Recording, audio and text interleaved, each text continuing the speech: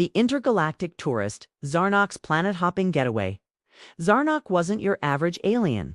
He didn't command battleships or decode the genetic quirks of sentient species. He didn't care for conquest, surveillance, or stuffing samples into glass tubes.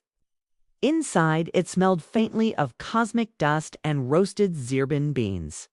Black holes didn't frighten him. They were just potholes with personality. When other Grelvan scientists sneered, he'd laugh, flick his tentacle and say, "You dissect the stars. I picnic under them." It held no weaponry, just a translation stone, a collapsible hammock, and his beloved meteor bark sketchbook, each page filled with planetary portraits, notes on gravity moods, and the occasional doodle of dancing mushrooms. Towering wobble trees lined the ridges, their leaves emitting deep cello-like hums when the wind teased them. He tested the ground with one foot. Pop! A hidden spore let out a high-pitched giggle and launched a puff of blue sparkles into the air. His people, the Grelvan of Flarnoxics, found his hobbies confusing. To them, exploration without analysis was like stargazing without telescopes. Wasteful. But Zarnok wasn't built for sterile curiosity. What he craved was wonder. It's his ship. The wandering pebble looked like a glass beetle the size of a tractor. It's trimmed with solar silk wings that folded in and shimmered like oil in sunlight. They didn't chirp or squeak. They sneezed loudly, rhythmically, in full choreography. He floated across galaxies like a tourist unbothered by time. Zarnak twirled. They sneezed in unison. He clapped. They shivered with joy. Moss emits giggle spores. Ground reacts playfully to pressure.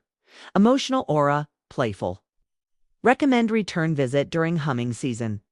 That morning, cruising through the soft pulse of the Kupler quadrant, Zarnak's sensors twitched over a small planet that shimmered orange and gold like it had been dipped in molten glass. Atmosphere tangerine-scented. He muttered, sniffing. Surface.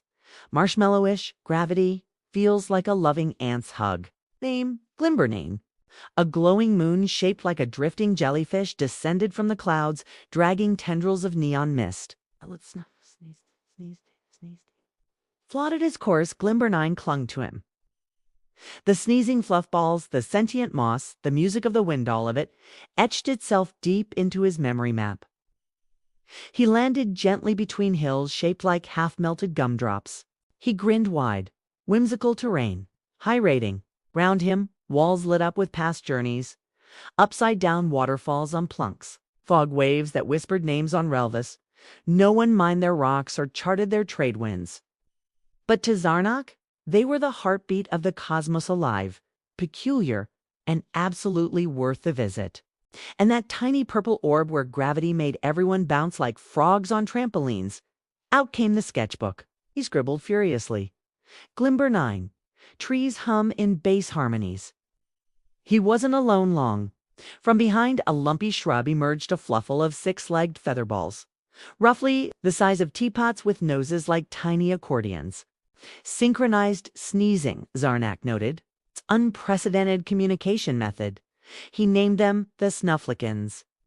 Within minutes, they'd circled him, mimicking his movements with sneeze dances. He spent hours with them, watching them sneeze tiny rainbows, sketching their nest mounds made of iridescent fuzz, and gifting them his backup hammock, which they promptly turned into a trampoline.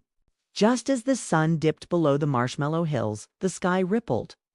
Unexpected moon behavior, Zarnak whispered. Bonus points. With the jellyfish moon lighting his way, he hiked back to the wandering pebble, its next destination, or a water world with floating crystal jungles. Tide spirits and geysers that sang in four-part harmony. He opened his sketchbook to the back to his personal favorites list. Glimbernane earned 3 comets and a shooting star sticker. Back in the pilot pod, Zarnok reclined in his hammock. None of these places had interstellar value. He tapped the side of the ship. Next stop, Aura. After that, maybe the sky-mirrored lakes of Kivvathri, or the whispering dunes of Peltrix. The wandering pebble hummed awake, shimmering blue wings extending, engines spooling like the purr of a well-fed space cat. And just like that, Zarnok vanished into another corner of the galaxy. chasing the next strange, beautiful world no one thought to look at twice.